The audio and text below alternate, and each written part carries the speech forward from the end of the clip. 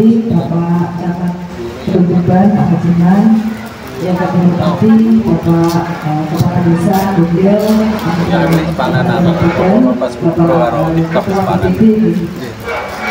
seminggu barangkali malam Desa Bugil, kemudian Bapak Ibu semuanya yang sudah mau di sini. Marilah sebelumnya kita bersyukur kepada Allah Subhanahu wa Ta'ala dan berterima karunia limpahnya dari beliau. Kita ada kesempatan hari ini bisa bertemu di Balai Desa Bugil dalam rangka mengikuti acara sosialisasi wisata di kami Dinas Info Bupar Kabupaten Blora. Perlu kami perkenalkan Bapak Ibu, nama saya Yudi Indona.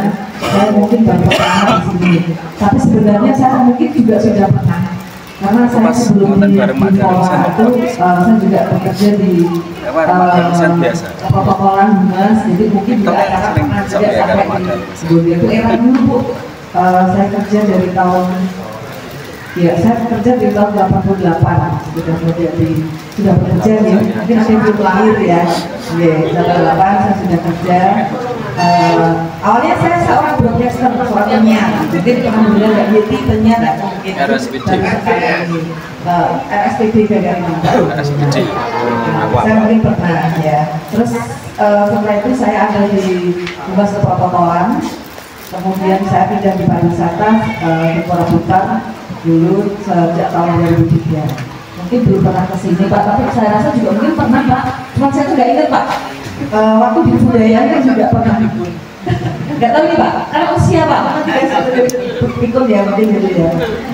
Waktu ada di budayaan juga ada pemberian hibah, saya pernah sosialisasi, terus juga monitoring di seluruh desa di Kabupaten Blora dan kebetulan Kedungguban Randu juga oleh saya. Mungkin pernah Ibu, cuman saya nggak ingat dia, nggak ingat tempat yang jauh, nggak terlalu ingat jadinya, mohon maaf. Tapi yang jelas kalau di balai desa ini kayaknya baru satu kali ini kayaknya.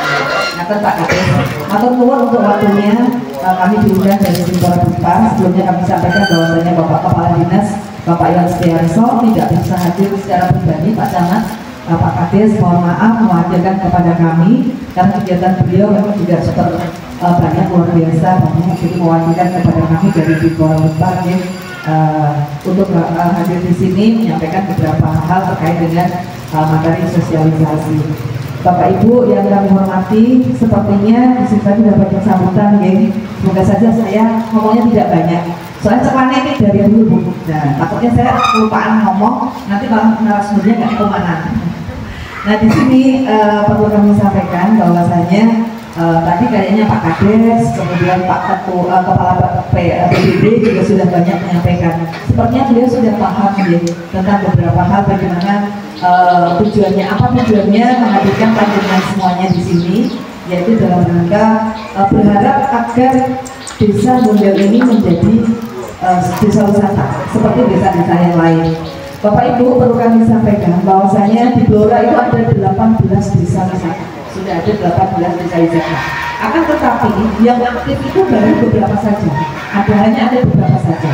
Nah, harapan kami nanti setelah desa Bugil ini nanti ditetapkan menjadi desa wisata, saya berharap panjenengan semuanya jangan sampai dianggap sebagai desa wisata yang nanti sulit Pak. Nanti mohon kerjasamanya dari Bapak Ibu semuanya. Karena kalau yang punya niat hanya Pak Kades, Pak Kepala BPD saja, saya rasa itu sesuatu hal yang tidak mungkin akan tercapai lah kata dia. Tapi kalau dari panjenengan semuanya yang guyup berhukum mempunyai harapan, saya percaya apa yang diharapkan oleh Pak Kades nanti akan bisa tercapai. Bapak Ibu, kenapa yang dipilih Pak Kades adalah tentang pengembangan desa wisata? Karena beliau juga ya di beberapa desa wisata baik yang ada di Kabupaten Blora maupun yang ada di luar Kabupaten Blora, itu pemberdayaan masyarakat, pengembangan atau salah satu cara untuk mengangkat perekonomian masyarakat desa pada umumnya itu lebih gampangnya itu sebenarnya melalui pariwisata.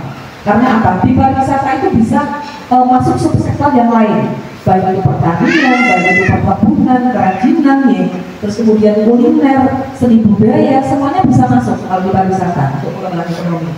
Jadi kenapa di tempat-tempat lain itu mereka, contoh Pak Bupati, mungkin Banyuwangi dan lain. Kenapa beliau mindsetnya itu di pariwisata? Karena itu tadi dengan pariwisata itu akan bisa mengangkat sektor-sektor yang lain yang ada di daerah itu tadi. Nah, di sini kita bisa kolaborasi dengan Bapak Ibu semuanya. Tapi mohon untuk disatukan misi ya Bapak Ibu. Desa wisata itu komisi sebenarnya karena niat Pak dari Pak Kades dan keluarga di sini adalah menjadi desa wisata. Berarti kita harus satu pandangan bagaimana desa wisata itu. Karena ada perbedaan antara desa wisata dan wisata desa. Nanti dari desa Pak Indra sama Mas kami di sini nanti sudah disampaikan kami ada Mas Indra yang nanti yang akan menyampaikan beberapa hal terkait teknisnya pengembangan desa wisata dan juga ada Mas Eko. Ini dari teman kami yang beliau adalah penggiat dengan tentang pariwisataan, tidak hanya desa wisata ya. Beliau itu nanti akan menyampaikan beberapa materi. Nah, dari di sini nanti beliau nanti akan membantu kami menjelaskan apa bedanya wisata desa dan desa wisata. Kalau wisata desa mungkin yang memperoleh manfaat adalah lokasi yang dikelola tadi. Kemudian terbatas Pak Mini, terbatas. Namun bisa juga contoh kalau wisata desa yang gampang saja memang Mayung Bimbang itu masuk wisata desa. Tapi kalau desa Bangsri itu sudah desa wisata. Kalau wisata desa itu hanya satu lokasi Pak, hanya memutar untuk satu tempat. Di situ dikembangkan menjadi sebuah daya tarik wisata, memberikan permainan ABCD dan lain-lain. Itu memang itu sebenarnya wisata desa. Ya tidak apa-apa kalau memang mau dijadikan wisata desa tidak apa-apa. Tapi kalau konsep kita masuk ke desa wisata, maka kita harus satu pandangan, Bapak. Desa wisata itu identik menjualnya paket, ya. Desa wisata itu identik menjualnya paket wisata. Tapi kalau wisata desa itu menjualnya adalah tiket. Nah, itu ya satu dulu itu dipegang dulu seperti itu. Kalau menjualnya paket tidak harus ada satu destinasi yang seperti Mayung Bimbang, tapi kita mencoba mengidentifikasi kearifan lokal yang ada di desa. Nanti akan disampaikan contohnya beberapa desa yang sudah banyak sekali mereka APBD-nya sudah tinggi karena disupport dari pendapatan pariwisata. Nah, nanti itu salah satu tujuan kami mengapa desa wisata itu menjadi salah satu tolak ukur untuk peningkatan ekonomi masyarakat. Masyarakat desa khususnya. Nah, dari ini nanti panjenengan semuanya akan diajak untuk mengidentifikasi model ini ada apa saja sih, potensi apa nanti yang akan dijadikan paket wisata. Nah, modelnya paket wisata. Aku nek nang gondel setengah dino atau half day, one day 1 hari dan saya menginap atau living di sini dengan harga paket. Nah, ini ya. Kalau setengah hari saya menjual paketnya per orang mungkin 80.000 atau 50.000 per orang gitu ya. Jualnya seperti ini. Nanti saya ajak ke mana saja, saya ajak ngapain aja. Nanti mereka bisa melihat apa saja, pulang membawa apa. Itu tadi ya, konsepnya seperti itu. Kalau mereka kesini dalam 1 hari atau one day, itu saya ajak ngapain aja. Tak ajak opo wae, mereka bisa beli apa saja, mereka ngapain aja, gitu ya. Wah opo wae, terus mereka membawakan apa yang bisa dibawa pulang diceritakan kepada masyarakat atau mungkin orang lain. Nah, terus kalau mereka nginap di sini, paket yang mungkin dengan harga 150 per orang, ada Bu, kita bahkan ada yang 300 juga. Kalau Pak Jono beli beberapa desa wisata yang sudah terkenal, satu orangnya bisa 330.000. Ada pernah beli ya pada tahun 2017, satu paket per orangnya 330 waktu di Pujon Kidul di Gunung Kidul sudah ada Pak. Paketnya sekian Bu, jadi per satu orang. Biasanya mereka datang ke sini itu dalam bentuk rombongan. Nah, mereka menginap di sini, kami aja apa main aja. Datang deh. Di sini ada welcome drink, diterima dengan minuman apa khasnya di sini. Jadi kearifan di sini apa? Kemudian welcome dance-nya, di sini ada budaya apa yang dikenal atau akan digunakan untuk menerima tamu tadi. Kalian yang simpel saja, sebentar saja ya, 30-15 menit gitu aja. Terus kemudian kita ajak ngapain aja paketnya biar mereka tertarik. Masa mau bikin nonton tapi diajak untuk ikut serta dalam paket itu tadi, entah peternakan, diajak ini kelompok tanggur ibu, diajak tanggur, bisa juga diajak bermain dengan berbagai kearifan lokal yang ada di sini, bisa juga. Setelah itu diberikan makanan apa di sini khasnya yang unik lah. Yang liane bawa orang-orang yang angin ini yang gondel.